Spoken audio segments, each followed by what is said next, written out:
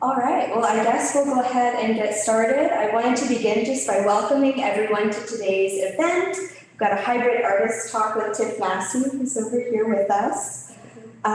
We're so pleased to have Tiff and Whitney Hardy with us for this talk, and then we're going to have an opening reception following our experience in the gallery today. My name is Dorothy Swedick. I'm the exhibitions coordinator here at the Metal Museum. I'm also joined by Metal Museum staff member Lori Gibson, who will be running some of the admin side of Zoom today, as well as facilitating the questions from the audience portion of today's program.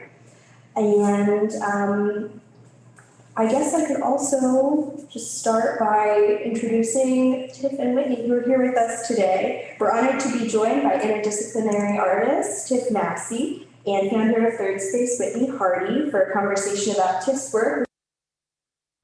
Now, at the Metal Museum, I'll tell you more about Tiff and Whitney specifically in a moment, but first I'd like to tell you about the Metal Museum's Tributaries exhibition series. So derived from the Metal Museum's location on the Mississippi, the Tributaries exhibition series features artists whose work is starting to have a significant impact on the metal arts community. Tiff Massey is one such artist. We're proud to bring Tiff's installation to Memphis in her exhibition, Tributaries, Tiff Massey, Everyday Arsenal, which is on view at the museum now through September 26, 2021. We're fortunate to have Tiff here with us in the gallery all the way from Detroit, so thank you for joining us. And then before we jump right in, I'd like to take a moment to acknowledge all of our incredible supporters here at the Metal Museum. The Metal Museum receives operating support through Arts Memphis and the Tennessee Arts Commission, and exhibition and programming support through the Wingate Foundation and High Family Foundation.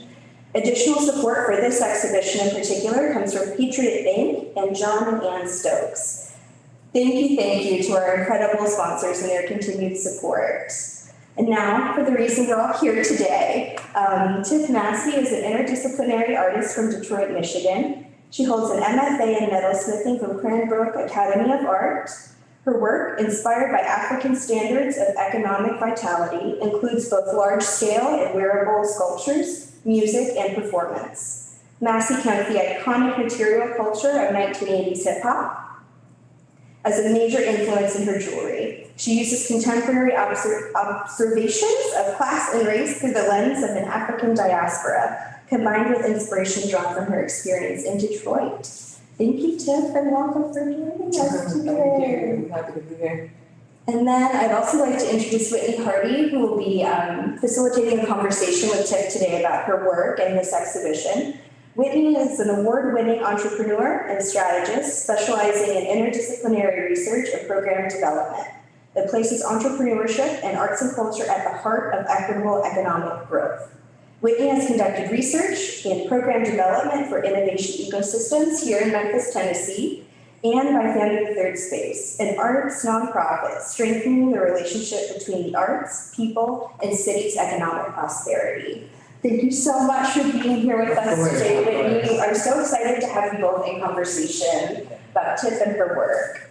So, as Whitney and Tiff talk, if you all have any questions, please feel free, if you're joining us from home, to drop them in the chat. We'll have someone monitoring them. And then at the end of today's conversation, folks that are here with us at the museum will have an opportunity to relay any questions you might have for Tiff or Whitney. But without further ado, I'd love to turn things over to Tiff and Whitney to begin a conversation about Everyday Arsenal. So thank you both so much, and I'll let you take it away from here. Thank you, Dorothy. I appreciate you. So first of all, what's up, Tiff? Welcome to Memphis, Maine. I'm glad you're here. What up, Don?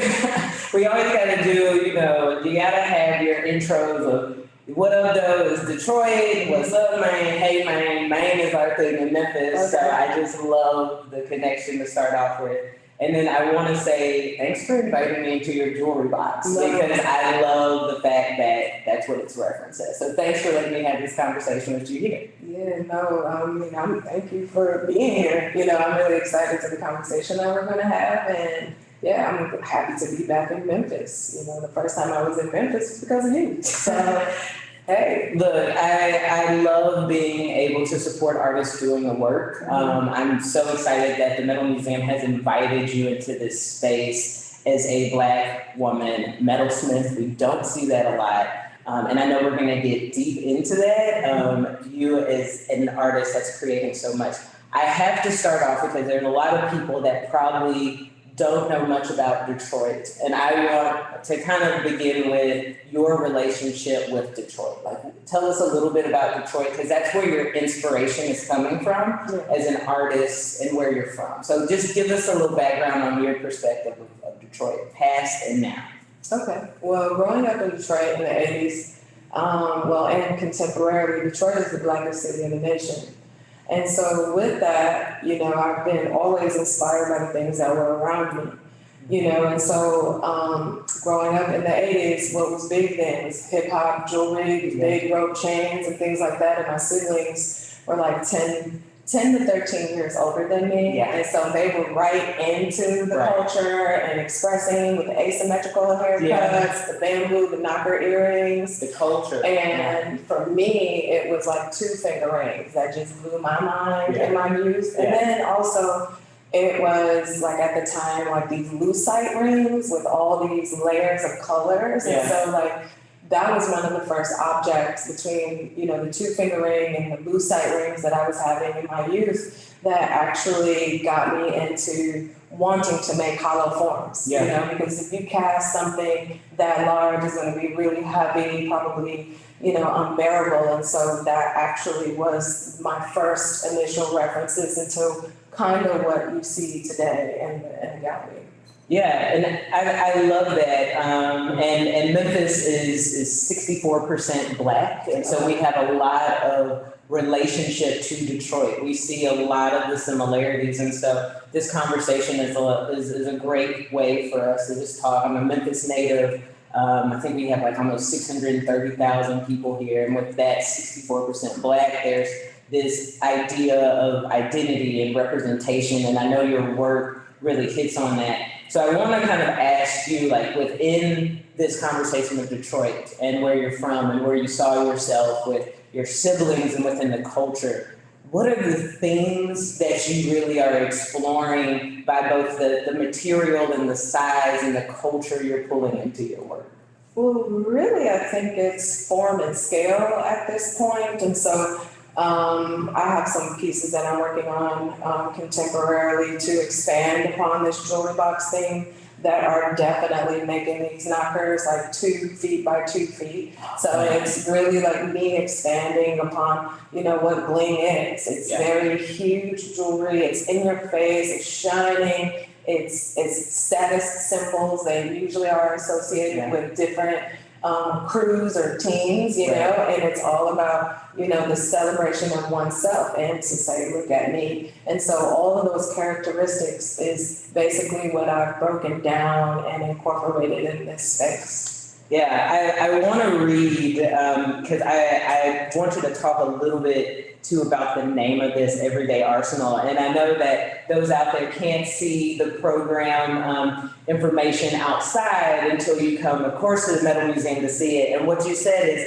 I need the bling to do the bling thing. I'm no longer focusing on the body or individualized experiences associated with jewelry. It's about being immersed in a space, which I love, very reminiscent of my trips to the jewelry store as a child. I would be surrounded by gold, diamonds, and like you said, the big rope chains. I'm recreating the feeling of things larger than life. It's about infinite jewels, infinite perspectives, and infinite you. Can you speak a little bit towards that as your statement of this is what this is? This is the infinite you and the infinite perspectives within that? Yeah, I mean, I'm really just talking literally about what this materiality does. Yeah. It's like you are immersed in this space and then you have no choice but to be in it. Like your body, you probably will have a hard time if you're taking an image for you not to be in it. In the photograph. And so, as a jeweler and having my background to be heavily and working, with body specific scales. I mean, you buy a ring for someone, that person is the only person who's wearing it. It's very specific. You probably bought it intentionally for whatever the reason. And I just, when it comes to like a public space, how do I let other people experience this this once individualized thing, And so I became not satisfied with just making earrings or rings. I think I'm getting an itch to actually want to get into just specifically goldsmithing. As of late, I've been thinking about that, but the large scale is basically where I am currently because more people can view it if it's outside of these museum walls or gallery spaces. Other people who may not be interested in art can interact and come up with their own opinions. And so I really like the dualities of, presenting and exhibiting in both spaces. I think it's very important because even what's happening outside might draw someone to be like, oh, well, who is that artist? Well, let me go look them up. Right. Or maybe let me go see where they're exhibiting. It's a lot of people who are traveling now, cross country to go see exhibits. Regardless if we're totally in a pandemic. I mean, and there's space for that. I think the role of museums and art speaks so much. I mean, one of the things that draws me so much to this exhibition is something you mentioned, like whether we're talking about metalsmithing or goldsmithing, there's not very many Black women or women doing metalsmithing, right? That we see in gallery spaces like this. So like you're bringing this new perspective to an audience that hasn't seen you before. Like tell me a little bit about that and that feeling, right? Of, hey, I'm not only paving the way, but I'm also speaking in a very bold scale. I mean, a lot of people are kind of surprised. I mean, I remember using it's like a co-working space, but with tools essentially. And I remember welding one day, and it was like this little Boy Scout troop that was just visiting, and they were like, "Look, it's a woman welders," with the guy, saying why he, introduced the young boys to the space, and like I blew his mind, And so that's usually what happens when, I'm asked to either speak. I'm probably the only Black woman on the panel, or especially internationally when you're talking about jewelry and metalsmithing, and I fuck people up at the mere presence of me being a Black woman more than, how skilled and talented I am. Like my visual presence bothers them so much that it's not even about the work.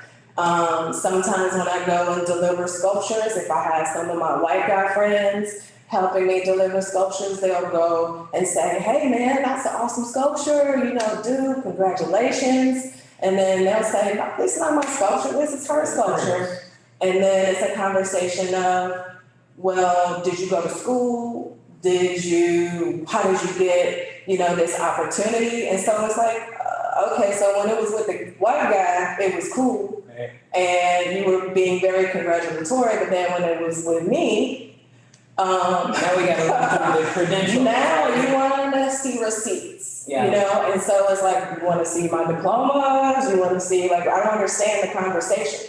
And it's so ignorant to just think that, Black Americans build America, and to just think that I'm the rarest thing in the world going is crazy to me. And so I love to have these opportunities where I can express my works larger than life. I mean, half of it is like, I want to slap motherfuckers in the face. It's just like, yes, I do this. I'm a professional. This is my livelihood, and I'm serious about it. Yeah.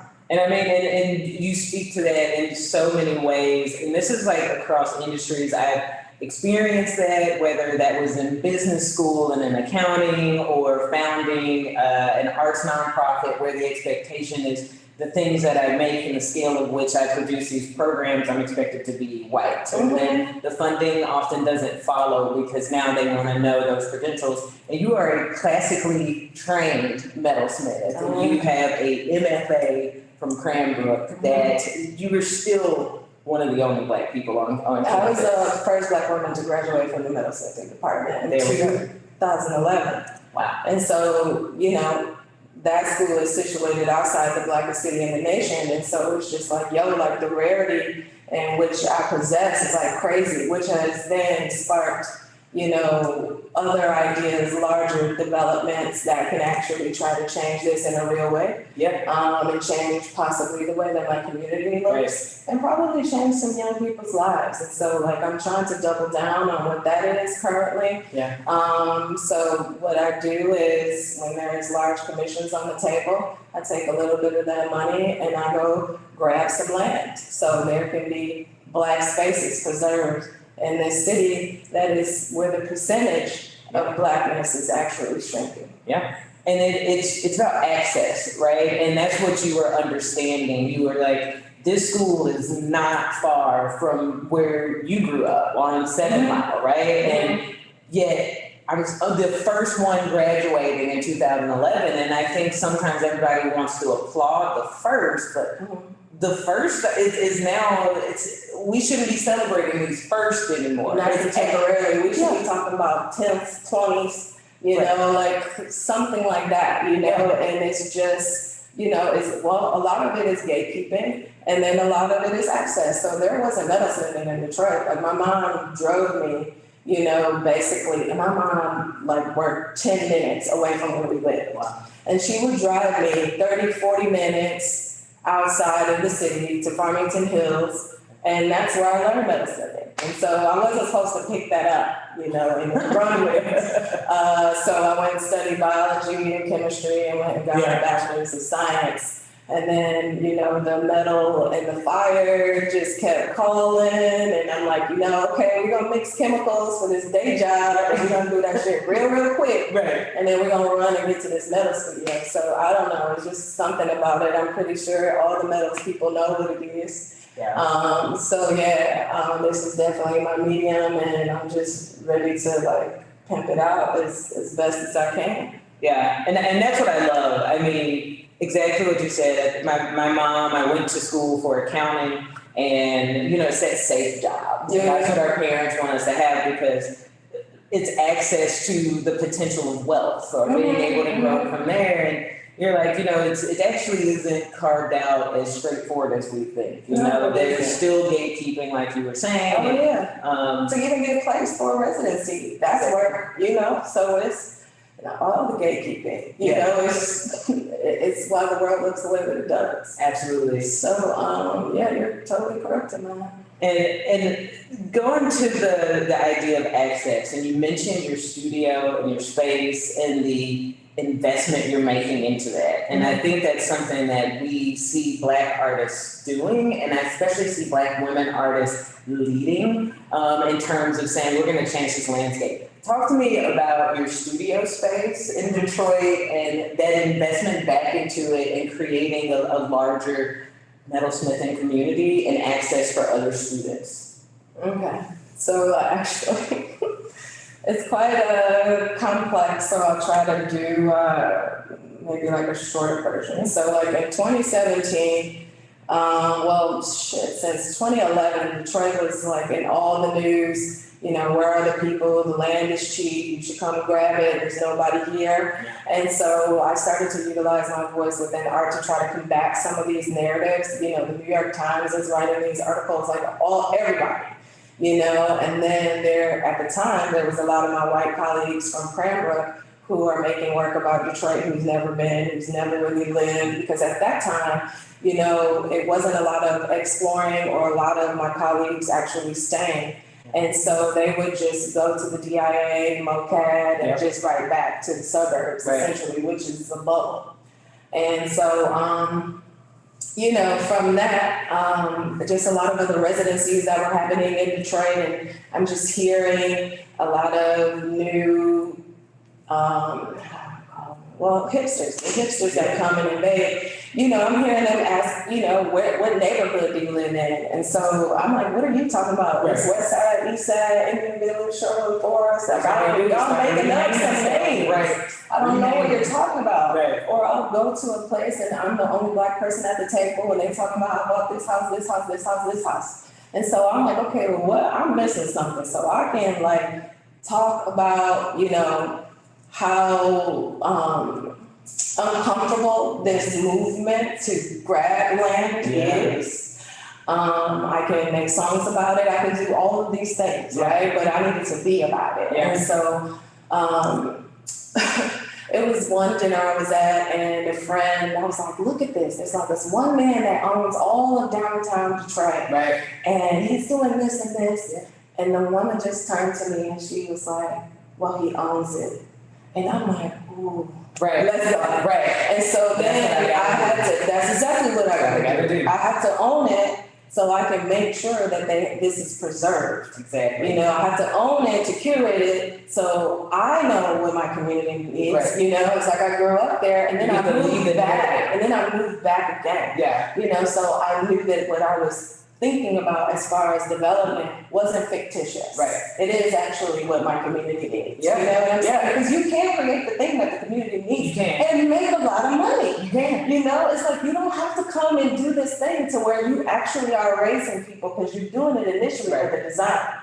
The design and then the money, the cost of the objects, right, that you want people to consume. So it's like I've been thinking about a lot of these things. And so when I purchased my first property, which used to be an old bowling alley that's like 10 blocks from where I grew up. And I don't ever remember this space like inhabited. And so I bought it blind, and thank God when I opened it up, there wasn't a lot of stuff in there. I just cleaned out. I just need a new roof. It worked out. And then, going to look at the property again, I saw a lot of youth walking by, and I'm like, where are these kids going? There's literally nothing to do over here. Right. And so I'm like, you know what, they need to come over here and make some shit. And so then I'm like, okay, well then, Tiff, that kid's coming over to make stuff, like, where are you gonna be in this? And so I'm very, very much inspired by Cranbrook pedagogy, and just like, the artists in residence are on campus, you're having really, really strict studios, but then also there's tons of room for cross-pollination. And I'm like, like instead of kids going like hours outside of the city, we don't have anything like this here. Yeah. What if I create it? And so then that's when I came up with the idea for Blackbrook. Yeah. And so, yes, I want Black artists in residence. People of color really, like, and of course, people of color, Black people, there's definitely a difference of how people identify within their context, but I would like both. I would like for people to bring their language, their culture, and share. That's what us artists like to do. We like to share. That's all of us. We're sharing who we are at every aspect of our life. And a lot of us like to teach and are very, very good at it. And so even with my experience of teaching in community colleges and universities, I'm like, no, I won't teach again until I build it. Because I want to be really intentional about who gets my sauce. Yeah. It's not literally for everybody. I love that. And so, so then it's like, okay, well, if this space is for kids, then where am I going to be? Right. And so then I bought another building. And so that building, I finally am in the process of going through construction. I hope I'm done very, very soon, because I need to take care of me first before I can take care of everyone else. Yep. So I just got the new roof and the skylights, and hopefully the doors, the new garage doors will be on when I return home. And so like that's just, a start of getting the wheels turning. Yeah. And then it really makes me think about my other larger developments and what actually can be there that would make the community happy. Right. And then where I could put my foot all in the design. Yeah. And, it's appreciated. Yeah. It's not eliminated. It's things that they can identify with and say like, yes, Exactly. So I don't know. Yeah. Yeah. So you guys put your questions, we are talking about some really cool stuff. Make sure to put your questions into the Zoom link, or to tell people outside if you're here, so that we can make sure that we get to those questions at the end, because this conversation, I love Blackbrook, first of all. I think that's really, really cool. And then, the first time I experienced your work, I had made a trip to Detroit. I was on the Belt, is that the right name? Okay, the Belt. And I literally stumbled upon one of your pieces. And exactly how you said, you have these investors coming in and they're buying. This built environment is now really the narrative is not being controlled by us as much, it's being controlled by the investors. And so that's why I love the place of the building and the ownership conversation you talked about. And then going back to these works, right, and the chain that I stumbled upon, that is about at the same scale as these pieces, if you all can see them. They're very, very large pieces. I don't even know how much does one of these things weigh? They're hollow forms, so they're quite light. Okay. So they're giving the illusion of weight. It's very indicative of, how I make a lot of my forms for the body. Yeah. And so it's like, these are replicas of rings that I would wear, that I made for myself. And so I would wear all these rings every time I would go out. Like it would be never a time that I didn't have it. Right. Right now I'm going through I don't know, I'm being reborn to figure out what my jewelry aesthetic is gonna be. So I don't have any jewelry that I made on at the moment, so you probably won't see it until I really feel it. Yeah. And then but it's only for me. I'm not making the collection for anybody else. And so some of the pieces actually they're named after the collectors of the rings. Awesome. And so they would buy them off my body because they're not for sale. Yeah. And so it's interesting now because a lot of people now are like, oh, I want to collect some jewelry. And I'm like, I think I'm going to keep all my jewelry for myself. Right. Like, we'll see. Maybe they'll come out again, like for a retrospective or something like that. But I'm really into like the big jewelry. Yeah. The immersive jewelry. Next I'm working on scales where people can walk through the jewelry. And so, maybe then I might be satisfied with scale, but then maybe not. Yeah. It's like I really am fascinated with space and structure. So we'll see. And I think that's the piece, right? That's the piece that really pulled me when I visited Detroit. I saw us back in the space through your work, right? And it's the same thing. Here are these rings that are, whether I stumble upon them here in this jewelry box that you have, and I'm looking in the mirror, I see myself reflected in it in a space that we weren't in or didn't have access to, whether we're talking about the institution or we're talking about the public space that it's falling into. And I was just watching this documentary on YouTube that was about jewelry and how the musicians talk about the perspective of both the viewer, the wearer, and then the performer, right? And those are all three separate perspectives. Can you speak to me more about kind of the perspective you want people to see when this is within that landscape, whether it's here in the institution or it's out in public art?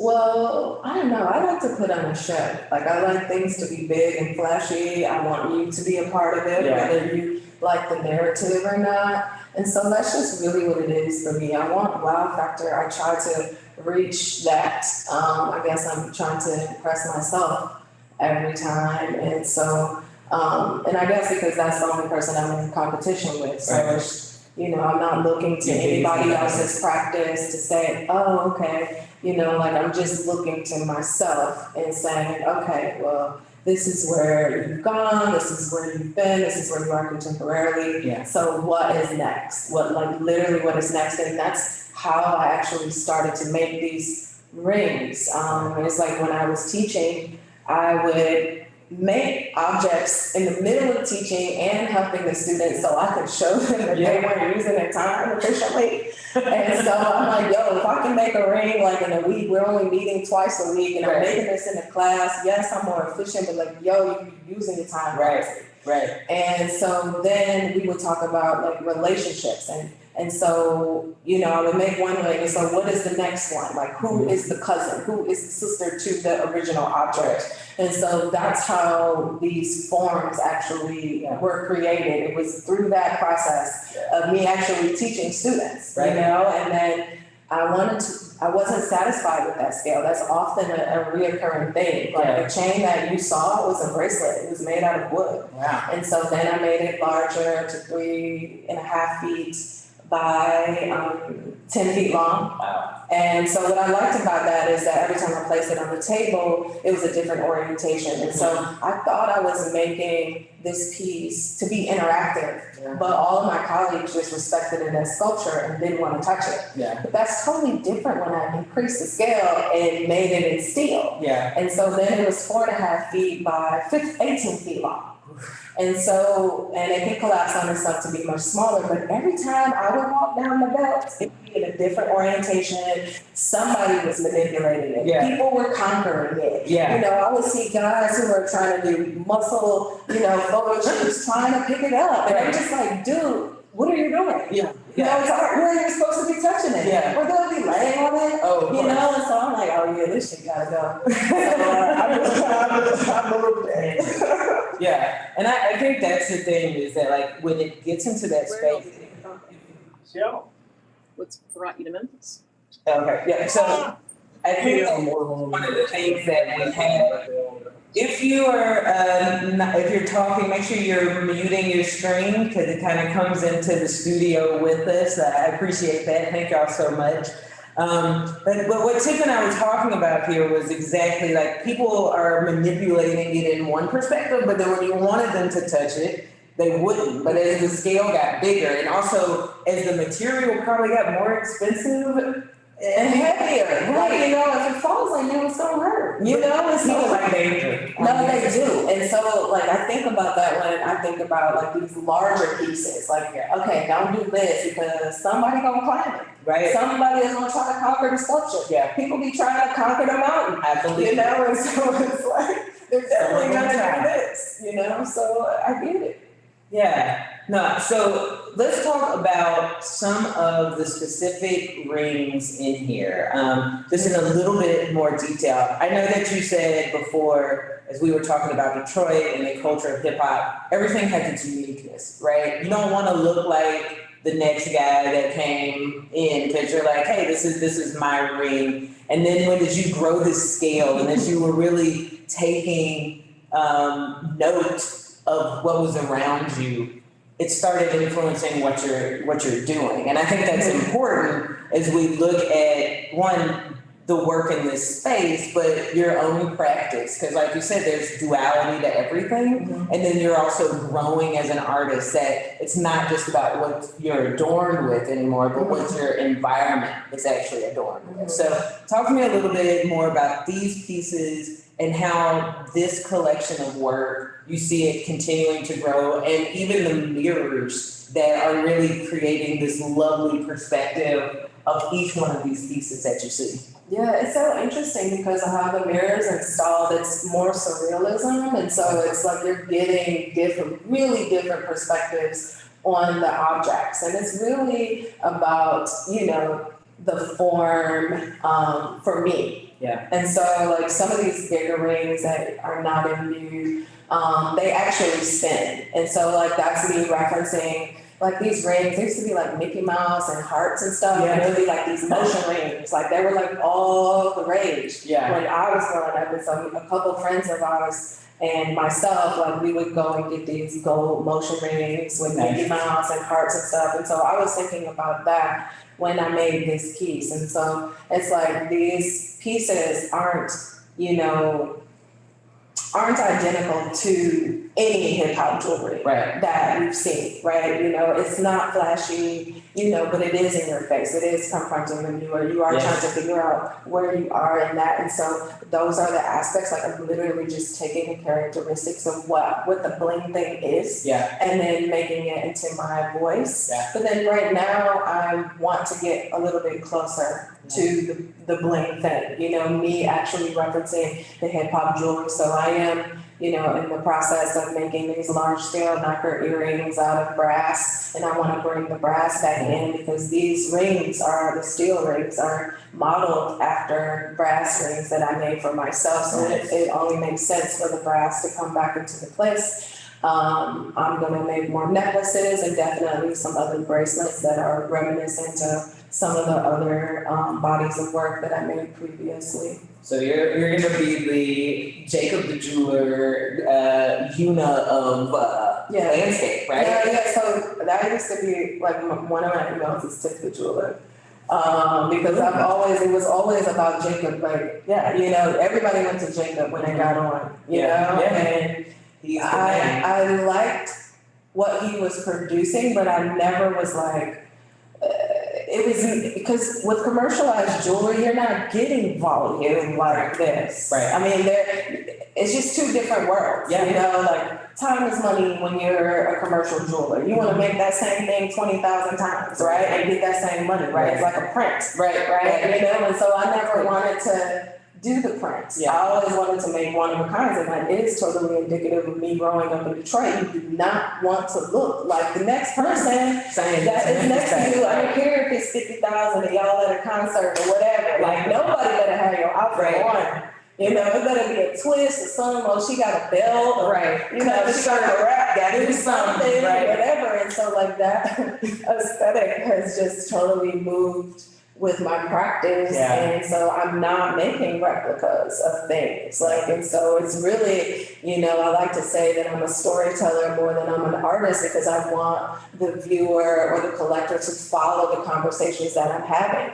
And so that's why I love the fact that I'm interdisciplinary, and I haven't locked myself into a particular meeting, because there's so many conversations to have, So many conversations, and again, I know it's in the Metal Museum's Keeler Gallery, which is a really awesome space. But again, seeing these move around in the future will be really exciting to see, because each time it moves, it's going to be a little bit different of a story, right? It's going to be a slightly different layout. Yeah, I mean, it's basically like the idea everybody has a place where they hold their jewelry or house their jewelry. Right. And so what you do is you keep collecting, and so it's gonna have that feel. So you're gonna see other objects, added to the installations gradually. I mean, I guess it's based on the space, because I'm not one for leaving space for no reason. Yeah. I like to try to take up as much as I can. Definitely. So I want to turn it to the audience to begin bringing questions in about the exhibition, and with Tiff Massey, who's joining us here from Detroit, Michigan, or Detroit, as you like to say. You're like this, Yeah, because I can't really count for Michigan, but I can count for Detroit. That's a Memphis thing. Yes. Memphis is, we are like, there's the other half of the state, and then there's the culture here. And I think that's influenced a lot by the fact that when we look at what our city is compromised of, the demographic, right? Like, that's the biggest piece of it. We're different than the rest of the state. And your work is continuing to be both a political conversation about the city of Detroit and about Blackness within the city of Detroit. And I think Memphis is the same thing. When I see a lot of the artists here, it is about Memphis as this unique space of Blackness. It's not Nashville, right? Oh, no. It is very much Memphis. I mean, I'm like going out and just, having some time away from the museum to just explore. I've been looking at the style and the style of, the people of Memphis, and juxtaposed like Detroit. And y'all got some flavors. There was a couple girls yesterday at this spot, and I'm like, okay, I see y'all brought it today. Yeah, shoulder pads, I'm like, yes, let's go. And so, like, those are the things that actually inspire me to get me really excited. It's the things that a lot of people just overlook. And I'm just like, it's forever imprinted in my head, and so it's just like, I'm just looking at us. We have enough culture and enough inspiration within us that why would I be looking at the European gays? They have enough artists doing it. And so I'm really hyper-focusing on us. And our culture is influencing the trends and the consumerism and everything. Yeah, about time we will get it in 5 years. Right. Girls look with the shoulder pads. Right. We'll get it in 5 years, watered down and remixed and sold for $200. Right. And the funding doesn't follow us the same way. Yeah, we create the culture, right? The rings that you talked about, the 90s era, everything. I think Gen Z and everybody else is currently rocking that. Our vintage t-shirts, they're $200 right now. We've been rocking those for a while. So I definitely feel you on that, I'm gonna go to the audience for questions with the last few minutes that we have in here with Tiff. So I'll have the Metal Museum team put it on the screen or bring it into us. I love this hybrid model. It's a new thing for both of I us. know, I've never experienced it, it's pretty dope. Right, so it looks like we had one question come in from outside, and that is, you've talked about expanding your work into more sculptural and architectural forms. How does your perspective as a jeweler inform and influence this work? I would have to say like the theme that carries over with even me increasing the scale is adornment. I mean, it's all of it is adornment. I'll never get away from jewelry, whether it's for your body, for your pinky toe, or if it's, you know, for a 90-foot wall. I mean, because that's basically the scales in which my studio are being challenged with currently. So yeah, it's all about adornment for me. No, that's perfect. Do we have any other questions from our audience today? And the Metal Museum will read it out to us if we do. Otherwise, from that, we will wrap the conversation because you'll have to purchase a 15-minute ticket to attend this exhibition space because it really is something you have to walk around and be a part of. Mm-hmm. I'm not seeing any more come through, but we'll give it just a few more seconds in case we got a slight delay. Okay. Yeah. This was a great conversation. Yeah. I really enjoyed it, you know, and I want you to spend more time in Memphis. No, I'm totally coming back. I'm totally coming back. There's so many things to do, so many things that I didn't get a chance to do. And it's been like that since the first time I came. So Yeah. I'm I'm glad to host you twice. Again, it's one of those things that we have to continue investing in the artists that are shaping the narratives that really need to be told. Mm-hmm. I was happy to bring you into Memphis just a few years ago, and now to see you in the Metal Museum that's what I always wanted. Yeah. To truly create a platform for Black artists and artists that are in underestimated cities, right? To be able to continue to grow from. That's what we often want to see. So with that, I'm going to invite Dorothy with the Ornamental Metal Museum back onto the stage to close us out. Oh, thank you both so much for that. I was just listening off camera and just like totally enraptured by this conversation. We didn't have enough time. Thank you. No, I know. I really like to me. If we could do this for like the rest of forever, I would love it. But I want to thank everyone so much for joining us today. Special thanks to Tiff Massey for your time and your talent in today's talk, but also just this incredible exhibition. We're really honored to have your work here. And Whitney, thank you so much for being able to facilitate today's conversation. I know, like I said, I was having an amazing time listening, so really, really excited to have you both here with us. I'd also like to send a heartfelt thank you to all of the incredible sponsors and donors and members here at the Metal Museum. It's you all that make programming like this possible. If you're interested in being a part of this, whether it's through a donation or membership, there's a link in the chat to do so, or you can just grab any one of the wonderful Metal Museum staff. Be happy to help you out. And then again, just thank you so much to everyone who joined us today for this artist talk with Tiff Massey. For those who joined on Zoom, you really have to get down to the museum to be in this gallery in person, so we hope to see you soon. And for those that were able to join us at the museum today, we look forward to welcoming you into the gallery in just a few moments. Thank you all so much again. We really appreciate it. Thank you guys. Thank you. Awesome. See y'all.